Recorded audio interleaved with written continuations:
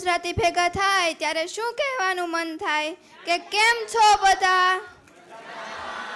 તો હું આજે ગુજરાત વિશે કહીશ કે ગુજરાતમાં શું છે. સિંહની દહાડ, નારિયેળના ઝાડ, ગિરનાર પહાડ, સુરતનું જમણ, દીવ દમણ, કચ્છનું રણ, જૂનાગઢે ભવનાથ, દરિયે સોમનાથ અને એનાથી આગળ દ્વારિકાનાથ, પોરબંદરની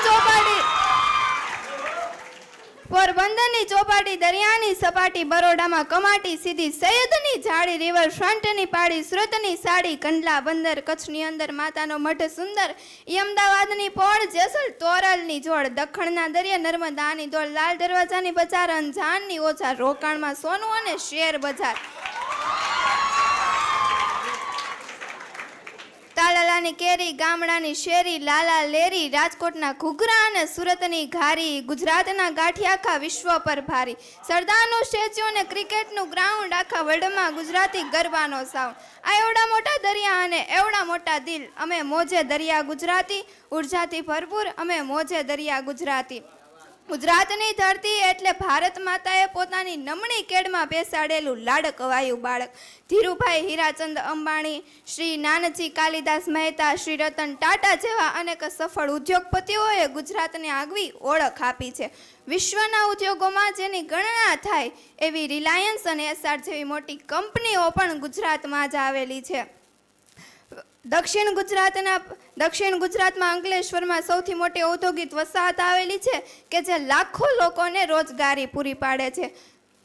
ગુજરાત એટલે કે ઉત્તરે ઈડરિયો ગઢપલો ને દક્ષિણે દરિયાની અમીરાત, ઉત્તરે ઈડરિયો ગઢપલો ને દક્ષિણે દરિયાની અમીરાત, ખમીર જેનું ખડખડે છે ધમધમતું ગુજરાત.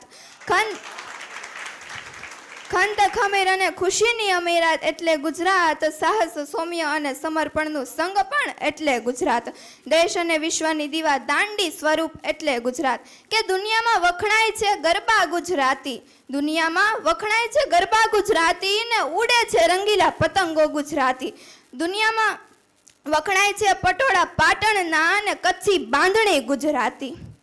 કે વાહ ભાઈ વાહ, આપણે આવા ગુજરાતના લોકો છીએ ત્યારે પરદેશીઓ પણ કહીને જાય છે કે ભૂલ્યા ભૂલાશે મેયર માણખા ને ભૂલી જઈશું પોતાની જાત. કે ભૂલ્યા ભૂલાશે મેયર માણખા ને ભૂલી જઈશું પોતાની જાત, પણ આટલું નહીં ભૂલાય કે એક દિવસ અમે માણી હતી ગુજરાત અને ગુજરાતીની મુલાકાત, કે એક દિવસ અમે માણી હતી ગુજરાત અને ગુજરાતીની